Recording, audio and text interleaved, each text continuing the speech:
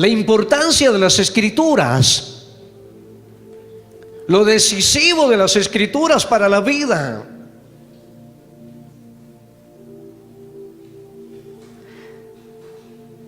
La palabra del Señor es determinante en la vida humana, determinante.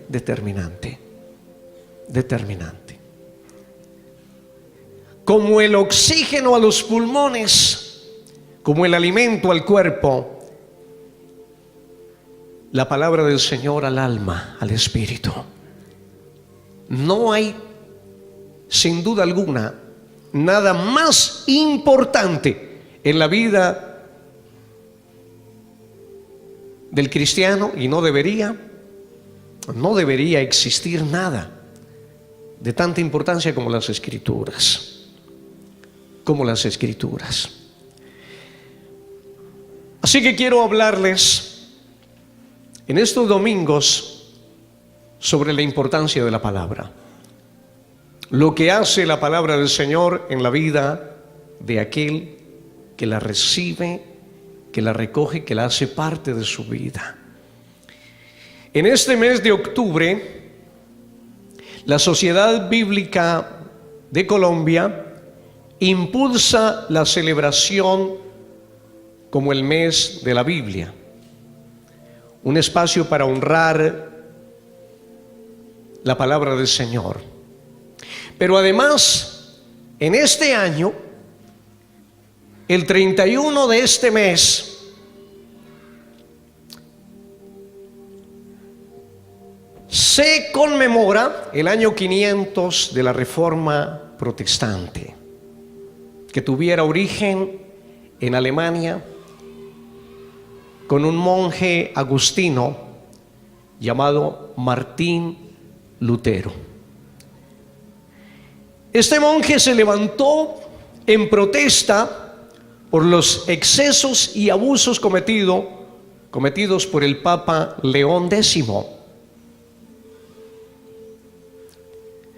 Fue uno de los peores papas de la historia. Fue un papa derrochón en gran manera y uno de los que más impulsó la vergonzosa mercadería de la fe. Para entonces, este papa era un papa muy lleno de excentricidades, de extravagancias. Era un hombre que invertía grandes cantidades de dinero en obras de arte, en construcciones, en guerras también, porque las guerras que se liberaban en aquel tiempo, en esa Edad Media, eran de tipo o de carácter religioso. Pero además, para poder sostener todo ese derroche, había que inventar, había que crear. Y entre esa diversidad de mercado, la iglesia vendía las espinas de la corona de Cristo, pedacitos de astilla de la cruz de Cristo, paños empapados de sangre de Cristo. Pero como si esto no alcanzara, entonces se creó las famosas indulgencias, la venta de indulgencias, las cuales perdonarían los pecados presentes y futuros de los vivos y de los muertos. Y había un monje dominico llamado Johann Texel, que estaba encargado de recoger los dineros en Alemania. Y este hombre con todo descaro decía que todo aquel que depositara un chelín en el cofre, tan pronto la moneda tocara el fondo del cofre, el alma del difunto saltaba del purgatorio al cielo. Y recibían un documento, además recibían un documento que convalidaba este contrato. Esta conducta aberrante, entre otras, indignó a Lutero, quien refutó este monstruoso negocio con sus 95 famosas tesis que clavara en la puerta de la iglesia del castillo de Wittenberg. Tremendo. Allí comienza una historia que cumple 500 años, que reivindica la palabra de Dios, que la lleva al lugar donde debió estar siempre. Y entonces comienza una revolución protestante.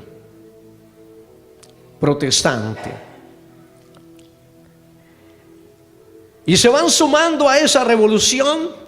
Inicia Martín Lutero en Alemania, Ulrico Zwinglio en Suiza y en Francia por cuenta de Juan Calvino. La Europa unificada, conocida hasta entonces y unificada bajo la hegemonía católica, se divide. Cambió su rumbo. Se rompe esa hegemonía en este continente y se divide en dos partes: los que abrazan la reforma luterana, calvinista, los que abrazan esta reforma, y los países que abrazan la contrarreforma, porque la reforma comenzó sin la intención de que la Iglesia Católica se dividiera. Si no lo sabían, Martín Lutero no tuvo en principio la intención.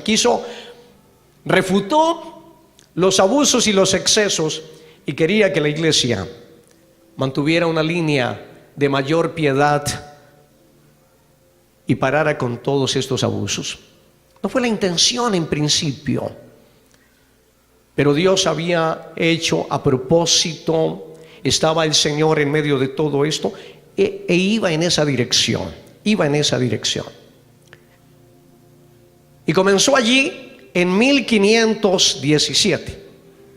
Y en 1545, como respuesta, la Iglesia Católica saca la famosa Contrarreforma.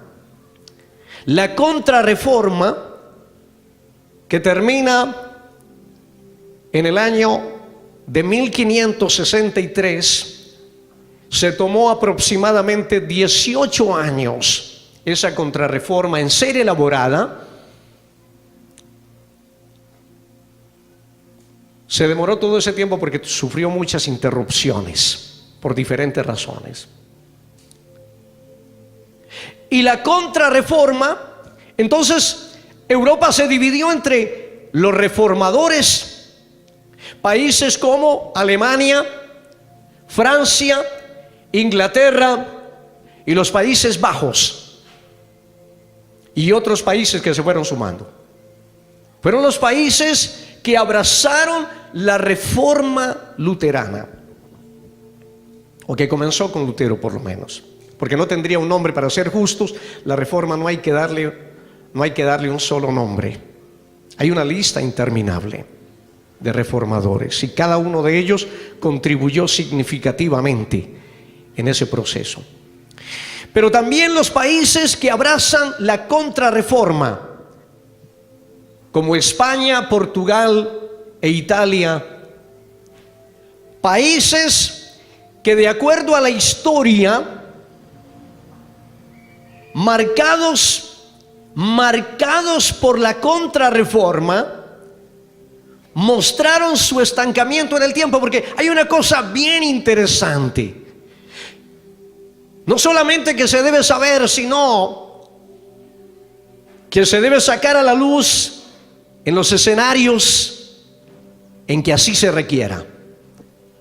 Los países reformados cambiaron su historia cultural, su historia política y su historia económica.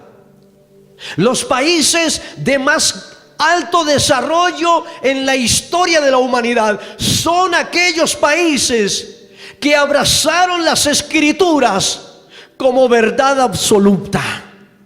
Los países que quedaron inmersos en la posición retrógrada de la contrarreforma fueron países de los más rezagados y siguen siendo los países más rezagados a lo largo de la historia. España, Portugal e Italia son los países más quedados. Y los países más desarrollados son aquellos que le dieron apertura en su seno a la palabra. Este breve comentario sobre la reforma protestante es para señalar que la reforma, óigame bien, le devuelve a las Sagradas Escrituras el lugar que había perdido siglos atrás, cuando la iglesia, que era una sola, la iglesia era una sola en su principio, extravió su rumbo. Cuando la iglesia tiene apertura dentro del imperio, cuando Constantino le da apertura a la iglesia y la iglesia sale de las catatumbas, sale de los lugares clandestinos donde se hallaba y pasa a volverse la iglesia imperialista, la iglesia del Estado, ha cambiado su rumbo. La iglesia comienza a prostituirse paulatinamente, constituyéndose en una religión muerta y espuria, porque es una religión sin la palabra viva y eterna de Dios. Esto tenemos que saberlo, hermanos, pero también tenemos que entenderlo en esa dimensión. La reforma estuvo en el corazón de Dios. Estuvo en el corazón de Dios. Antes de la reforma, las Escrituras estaban solo al alcance, óigame bien, de la interpretación católica. El pueblo no tenía acceso a la palabra del Señor. El Santo Magisterio era el único que podía darle interpretación a las Escrituras. Y el pueblo estaba lejos de la palabra del Señor. Y lo que hizo la reforma fue acercar al hombre a las Escrituras y las Escrituras al hombre. Y cuando el hombre se acerca a las Escrituras y estas al hombre, la realidad del hombre cambia. Porque no hay nada que haya cambiado tanto la historia. Escúcheme bien, no han sido las guerras. No ha sido la política, ni los órdenes ideológicos los que le han dado transformación a la humanidad. Nada ha cambiado tanto la realidad del hombre como la palabra de Dios. No hay nada tan importante como esta bendita palabra, a la que no le hemos dado la atención debida y necesaria. Oh, mis amados, si entendiéramos cuánta riqueza hay en esta palabra, tendríamos el corazón adherido a ella. Beberíamos de ella mañana, tarde y noche, porque entenderíamos o entendemos que no hay otra fuente de vida por fuera de ella, porque esta es palabra de vida. Es palabra de vida. La reforma nos recuerda y establece que las Escrituras, óigame bien, son la única norma de doctrina, fe y conducta. La única norma de doctrina, fe y conducta está aquí. Aquí. Ese es el mapa de Dios para el hombre. Este es el código de lo alto del Dios eterno para el hombre. Cómo ha de comportarse, cómo ha de vivir, cómo ha de relacionarse con su Dios y con su prójimo, está contemplado aquí. Está contemplado aquí. ¡Qué maravilla! Ella muestra ser nuestra única fuente, o más bien ella es nuestra única fuente de autoridad espiritual. La Reforma desmonta la tradición católica, que se atrevió a equiparar la tradición con las Escrituras. De esto hablaré más adelante en otra intervención. Y le desmonta esa estructura que le hizo tanto daño a las Escrituras, que contradicen la palabra, que adulteran la palabra, que desacreditan la palabra. La Reforma estableció las llamadas solas: sola Escritura, sola gracia, sola fe, sola o solo salvación en Cristo, y solo a Dios la gloria. ¡Qué maravilla! A través de la historia, la palabra del Señor ha pasado por todo tipo de amenazas. Ha sido cuestionada, adulterada, perseguida, ridiculizada, manipulada por intereses mercantilistas y oscuros. Pero lo más trágico, lo más lamentable es que la iglesia del Señor viva en una enorme ignorancia con respecto a las verdades eternas que están reveladas en las Escrituras. Que haya todo tipo de criterio, que haya todo tipo de concepto allá externo sobre las Escrituras es una cosa, pero que haya un analfabetismo escritural por cuenta de la iglesia, oh mis amados, esta ignorancia escritural que tiene la iglesia de hoy es la que le ha facilitado el camino a cuanto lobo rapaz ha querido penetrar la iglesia. Porque cuando la iglesia tiene conocimiento escritural, la iglesia entonces hace vallado, o la iglesia hace cerco en torno a sí misma. Hace cerco en torno a sí misma. Escúcheme, iglesia. El conocimiento de la palabra nos permite establecernos un filtro. Y cuando viene el error, cuando viene la mentira, un cristiano juicioso que tiene contacto con la palabra permanentemente puede detectar con facilidad y oportunamente el error. El error. Si usted tiene conocimiento de la palabra, porque ha dedicado un tiempo a estudiarla, a explorarla, a conocerla, y hay una cosa maravillosa: cuando yo me preocupo por estudiar la palabra, me doy cuenta que en ella me estudio a mí mismo. Porque no hay nada que refleje con mayor claridad mi vida que la palabra del Señor. No hay nada, no hay un espejo que nos plantee nuestra verdadera condición, que refleje nuestra realidad tal cual lo hace la palabra del Señor. Y entonces, cuando tengo ese conocimiento, cuando estoy comprometido con la palabra, puedo interactuar con cualquier persona. Y cuando hablo de temas religiosos o espirituales, puedo identificar dónde están los faltantes.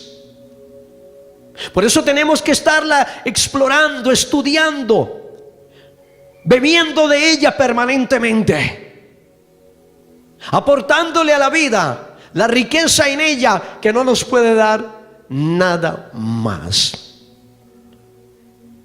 Yo les coloqué al principio el ejemplo, o más bien les hablé de qué tomaría usted si se retira, si hay un incendio y sale de casa. Si tuviera que sacar algo de mi casa,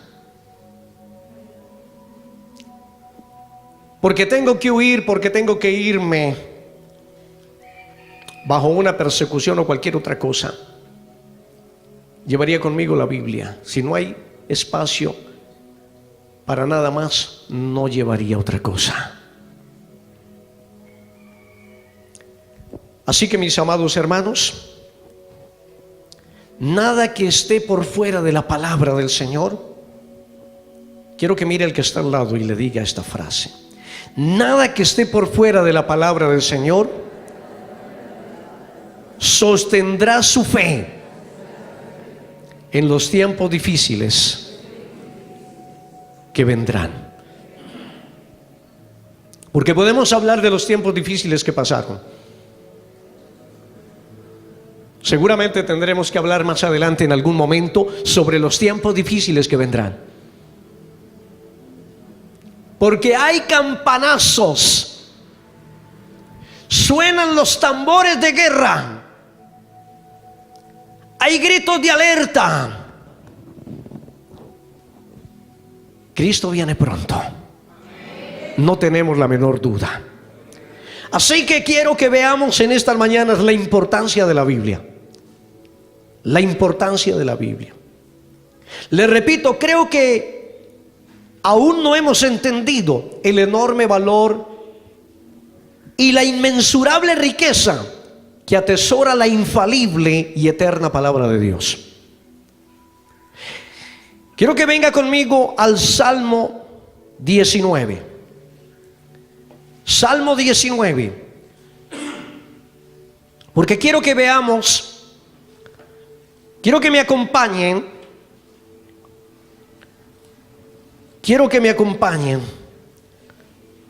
sobre unos apartes, porque vamos a estar viendo la importancia de la Biblia en la Biblia. La importancia de la Biblia no es un concepto. La importancia de la Biblia no es un concepto ajeno a las Escrituras. La importancia de las Escrituras es las mismas Escrituras. En el Salmo 19, el salmista David habla sobre la importancia de la palabra del Señor. Si vemos de cerca la vida del rey David, encontramos que fue un hombre apasionado en su comunión con Dios. ¡Qué maravilla! Un hombre que además vivió, pero quiso permanecer en una relación ininterrumpida con su Señor. Así lo expresa el Salmo 27, antes de ir al 19, el Salmo 27. Cuando dice en el versículo 4, una cosa he demandado a Jehová, esta buscaré, que esté yo en la casa de Jehová todos los días de mi vida. El rey David dice, hay un deseo, hay una petición que le hago a Dios, que me permita estar en su casa todos los días de mi vida, para contemplar la hermosura de Jehová y para inquirir en su templo. ¡Qué maravilla! ¡Qué maravilla, mis amados hermanos! Un hombre apasionado, un hombre deseoso de la presencia de Dios, un hombre que consideró que no había mejor lugar que habitar en la presencia del Señor.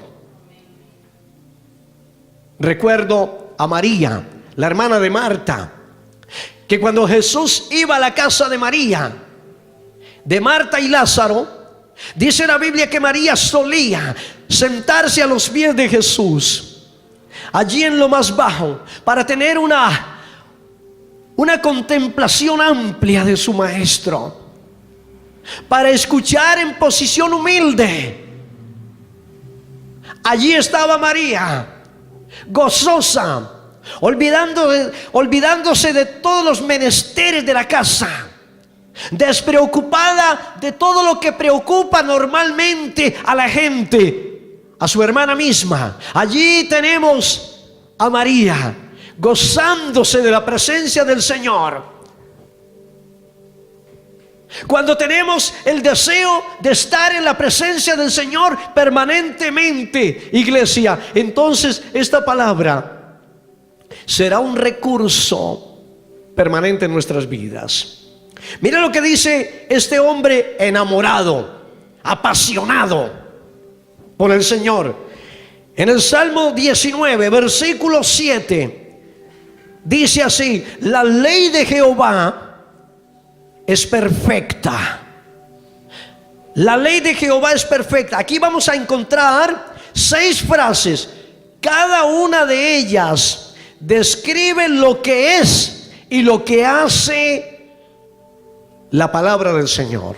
Lo que es y lo que hace la palabra del Señor. Veamos lo que la palabra del Señor es. Versículo 7. La palabra del Señor es ¿qué? Perfecta.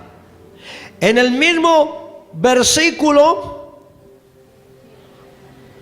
7 dice: el testimonio de Jehová es ¿qué? ¿Y cuál es el testimonio del Señor? Su palabra. Versículo 8: los mandamientos de Jehová son ¿qué? Ahí mismo en el versículo 8, el precepto de Jehová es ¿qué? Puro. El temor de Jehová es limpio. Versículo 9. Y ahí mismo, los juicios de Jehová son ¿qué? Son verdad. Esto es lo que la palabra del Señor es. La palabra del Señor es perfecta. La palabra del Señor es fiel. La palabra del Señor es recta. La palabra del Señor es pura. La palabra del Señor es limpia. La palabra del Señor es verdad. Ahora, eso es lo que es. Ahora, ¿qué es lo que hace? Esa palabra perfecta que hace, convierte el alma. Mire lo que hace esa palabra maravillosa: convierte el alma, transforma el alma, cambia el alma. Esa palabra, óigame bien, esa maravillosa palabra perfecta convierte el alma. Cuando llega al corazón del borracho, deja de ser borracho. Del adúltero, deja de ser adúltero. Del mentiroso, deja de ser mentiroso. Del codicioso, deja de ser codicioso. Porque convierte el alma, cambia desde lo más profundo al ser humano. Es una palabra perfecta que hace lo que no puede hacer ningún texto de ciencia, ningún tipo de disciplina. Ella convierte el alma. Pero mire lo que sigue haciendo: hace sabio al sencillo. Hace sabio al sencillo. Le da sabiduría al hombre, por simple o sencillo que sea. Déjeme le digo lo siguiente: he tenido a lo largo de mis 34 años de pastorado, que cumplo ahora en enero, Dios mediante, he tenido la oportunidad, escúcheme bien, de conocer campesinos que no sabían ni siquiera leer las escrituras. No sabían leer. Y estos hombres conocieron al Señor, aprendieron a leer en la Biblia y comenzaron a desarrollar una conducta y un lenguaje culto, respetuoso, porque en la palabra hay sabiduría. El más simple de los hombres se va tornando, se va siendo pulido, va siendo esculpido en la palabra, de tal manera que la sabiduría se va haciendo notoria en el tal. ¡Qué maravilla, hermanos! De esto nos había privado la religión. Ustedes saben que no miento. Ustedes saben que no miento. Pregúntenle en este tiempo a un anciano, a un hombre de 80 o 90 años, a ver si en su tiempo era permitido dentro de la religión leer la Biblia. No era permitido. No me lo estoy inventando. Pregúntelo. Todavía hay hombres de 90 y más años. Vaya, búsquelo y pregúntele a ver si era cierto, si es cierto o no es cierto. Por eso a la religión le conviene la ignorancia.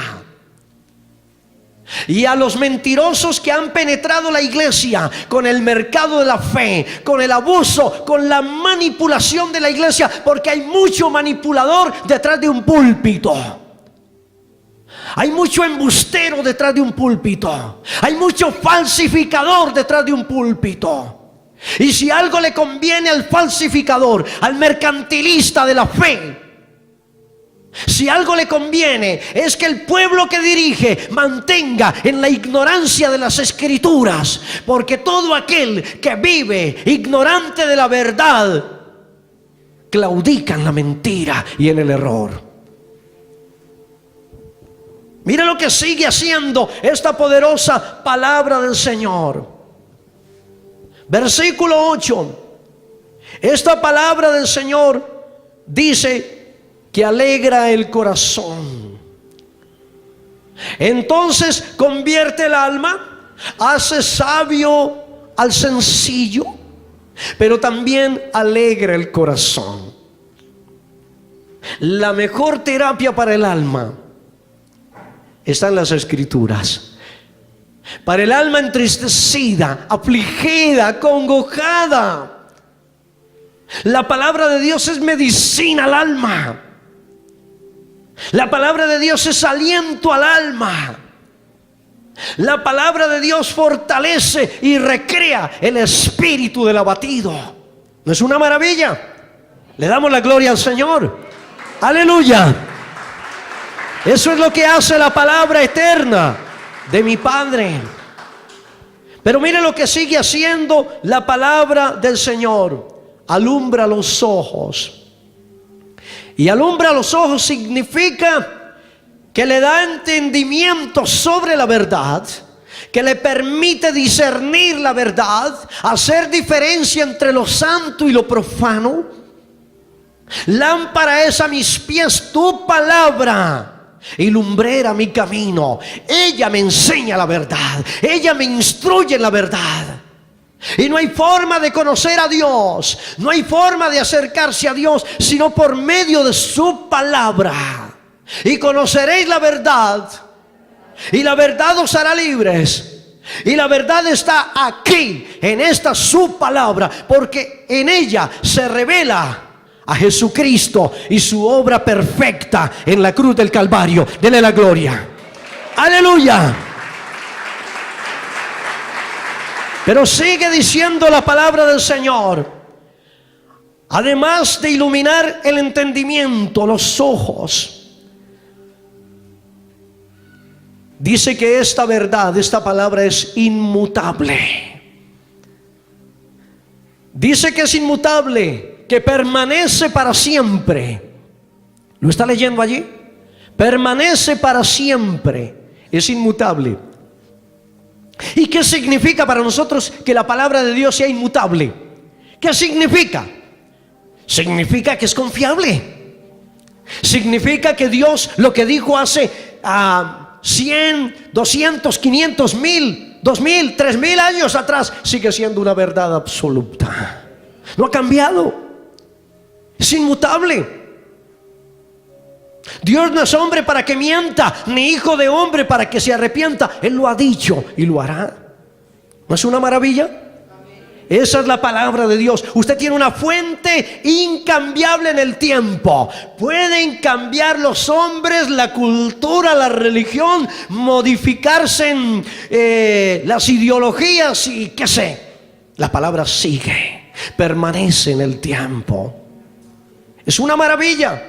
Eso significa que tenemos un anclaje seguro, que estamos sobre la roca sólida de la palabra eterna. Amén. Aleluya. Gloria al Señor. Y mira lo que sigue diciendo allí por último. Esta palabra indica que los juicios de Dios son verdad, todos justos,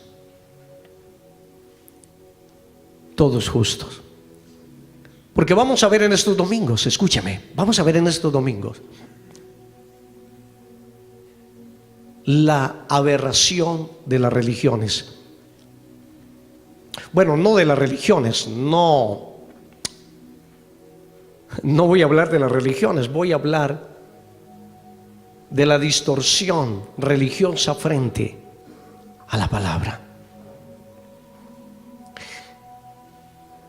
Para que tengamos confianza plena en el Dios de las Escrituras. La importancia de la Biblia.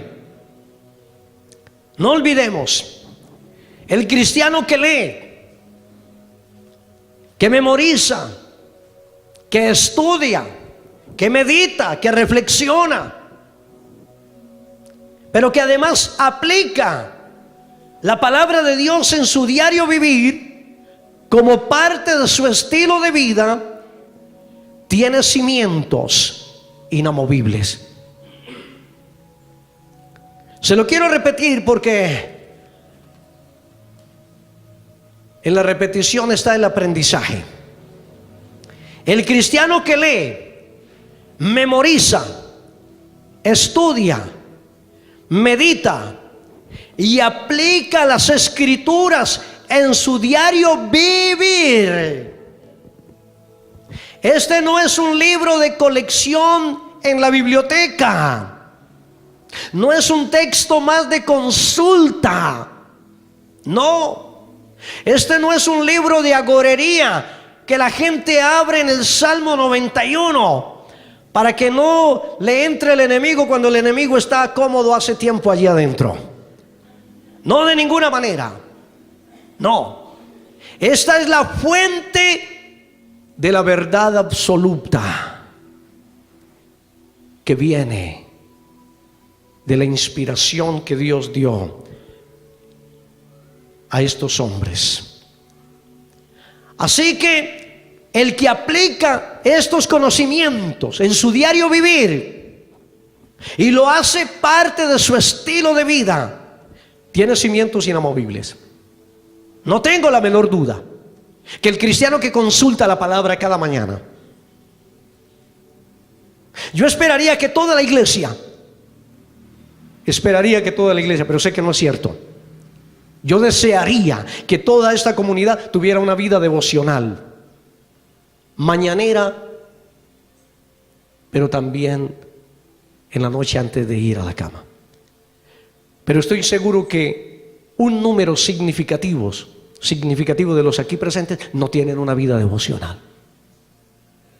Las Escrituras, me temo además que algunos tengan un contacto con la Biblia solo de domingo a domingo, lo cual es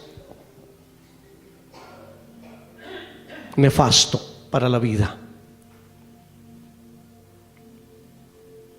Mis amados hermanos, si usted no echa raíces en la palabra, si usted no consulta la palabra cada mañana, antes del café, si usted no se deleita en un momento de intimidad con Dios, si usted no abre su corazón mañana y tarde,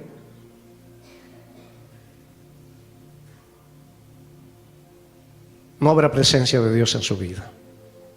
Para mí eso es claro. Para mí eso es claro.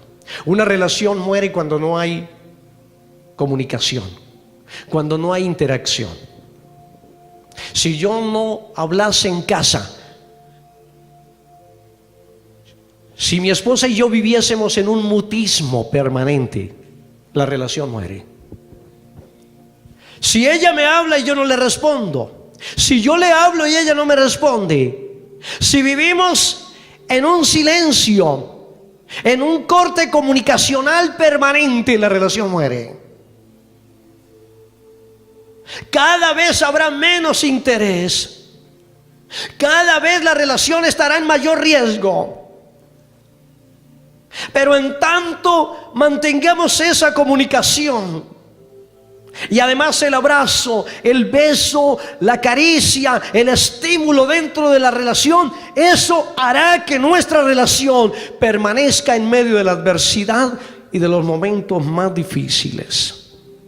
Si no hay una vida de íntima comunión con Dios, donde yo aborde su palabra cada día, cada mañana, si no vengo a beber de ella, porque qué bueno es recitar la palabra, ¿verdad? Cuando hablamos del Salmo 23, ¿cómo dice el Salmo 23? Jehová es mi pastor, nada me faltará. En lugares de delicados pastos me hará descansar. Junto a aguas de reposo me pastoreará. Yo le pregunto, ¿cuáles pastos y cuáles aguas si no es aquí? Si no es en la palabra. ¿De qué aguas bebe si no viene a beberlas de la palabra cada día?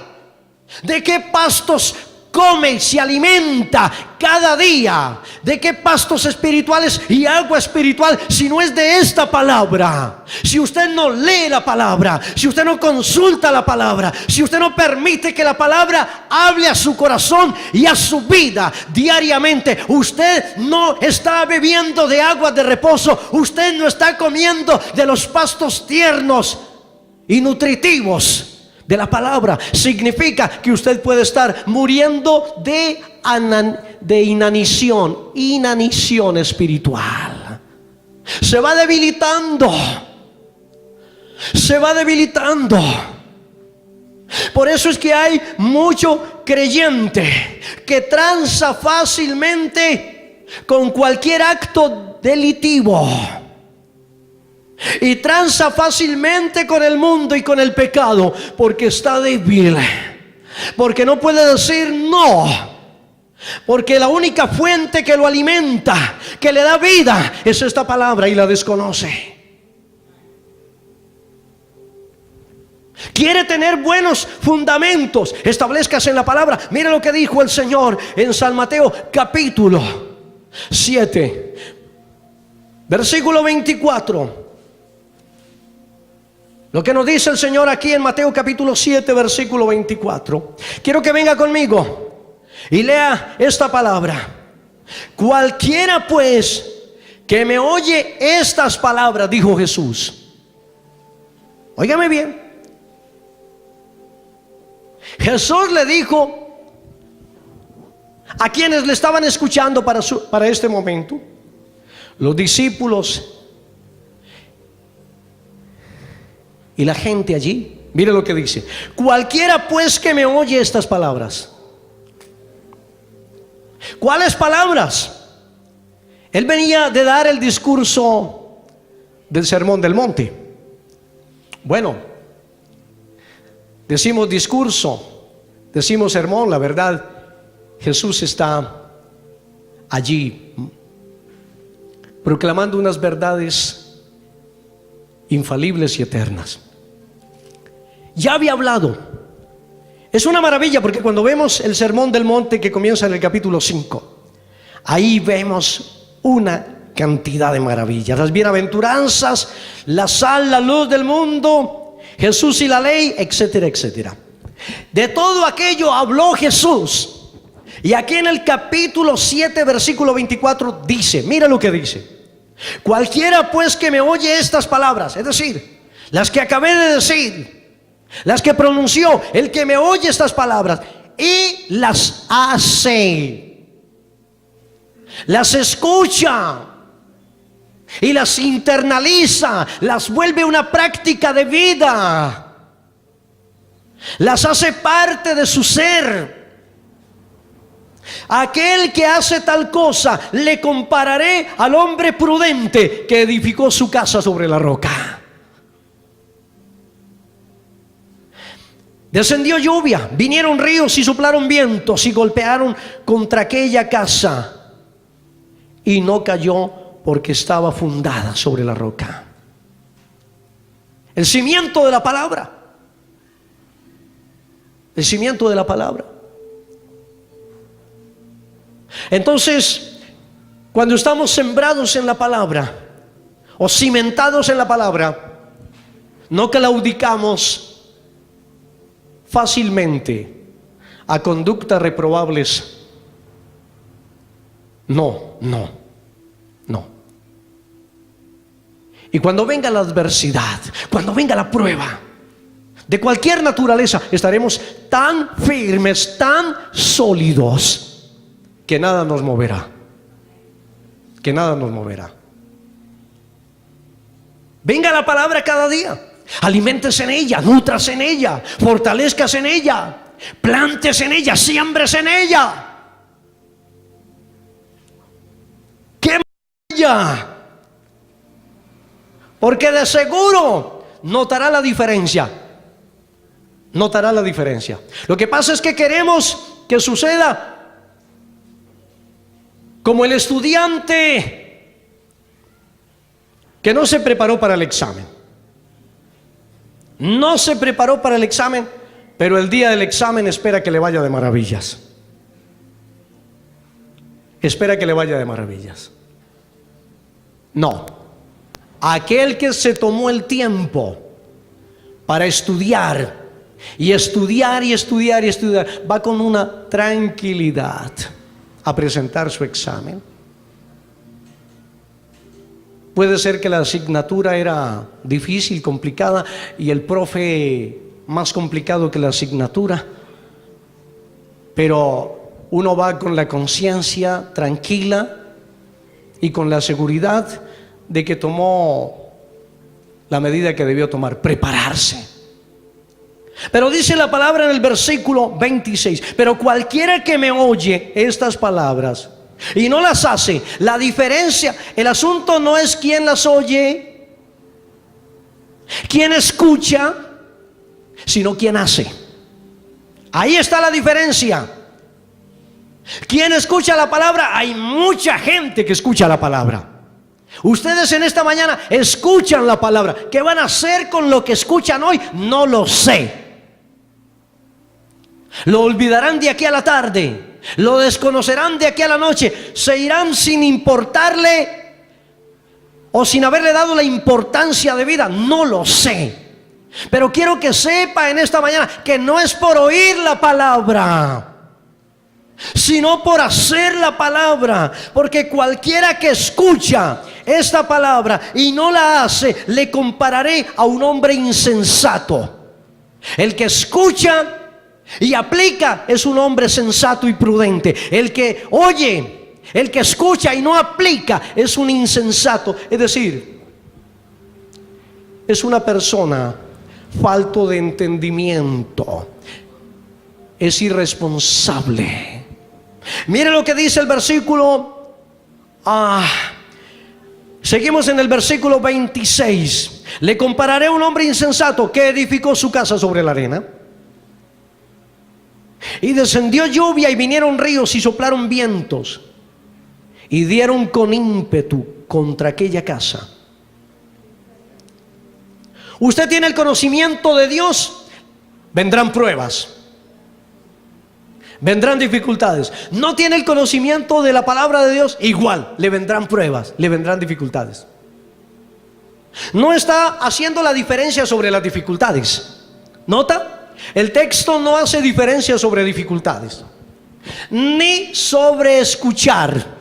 La diferencia no está si escucha, porque todos escuchan. La diferencia no está en las pruebas, porque todos tienen las pruebas. La diferencia está donde se está sembrado.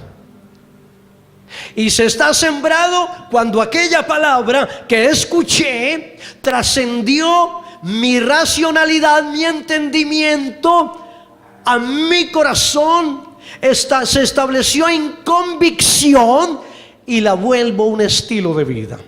Recordarán que en domingos pasados les hablé de la convicción.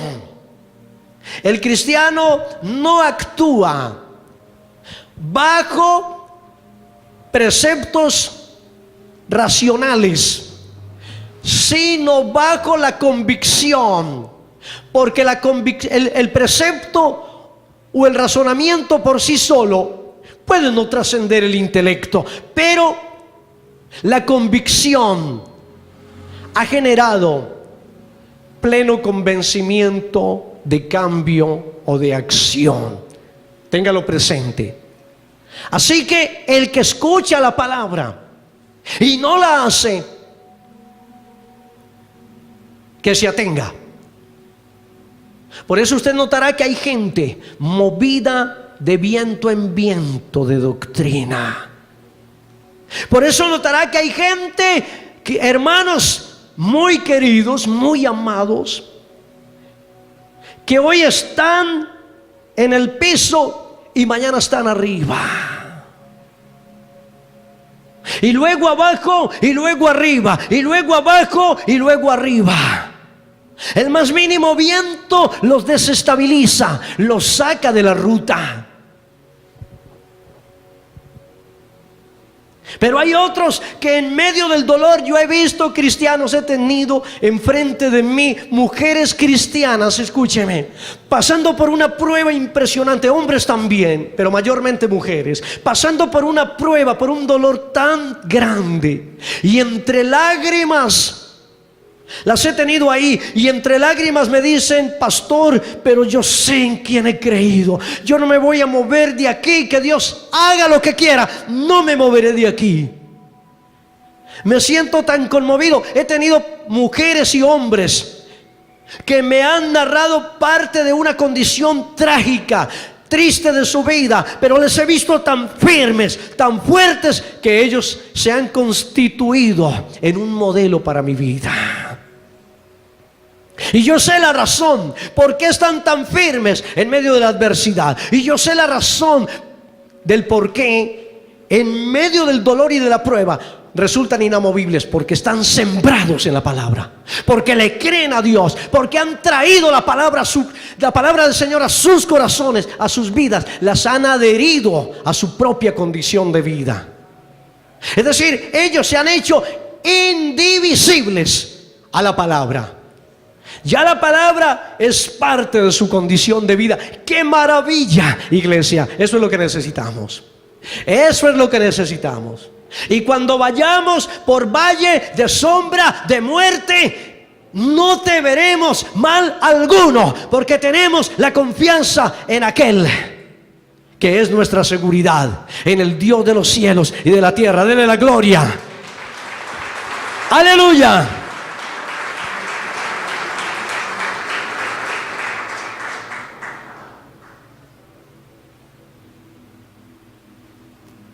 Vuelva a la palabra. Vuelva a la palabra. Allí está todo.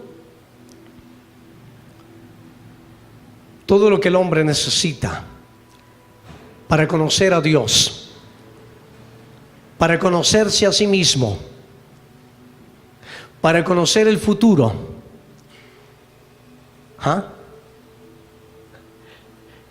Cuando voy hacia el centro o a cualquier lugar y escucho la emisora en el taxi o en la buseta, y escucho el horóscopo, ¿sí? El pronóstico, yo no sé cómo se llamará pronóstico, bueno, qué sé. La lectura del signo zodiacal de los del día. Y digo, bueno, toda esta mentira germina y crece, pienso yo, porque la gente no conoce la palabra. Yo conozco mi futuro. ¿Cómo voy a morir? No sé y no me importa. Ni de qué voy a morir ni nada, pero sí conozco mi futuro. Sé lo que pasará conmigo después de la muerte. Sé lo que le pasará a este mundo enfermo, agobiado y cuasi destruido por cuenta del hombre. Sé. Y eso lo sabemos todos los que estudiamos la palabra. sé lo que sucede cuando obro en justicia. Sé lo que sucede cuando obro al margen de la justicia de Dios. Yo lo sé. Nadie me tiene que predecir qué me va a pasar por haber pasado por alto la palabra del Señor en hacerle un daño al prójimo o esto o aquello o lo otro. Yo lo sé. Yo sé lo que vendrá. No me lo tiene que decir el horóscopo del día. No me lo tiene que decir. Mentira, basura. Yo lo sé. Porque estoy sembrado en la palabra. Si estamos sembrados en la palabra, qué maravilla. Vamos a estar de pies y vamos a dar gracias al Señor en esta mañana.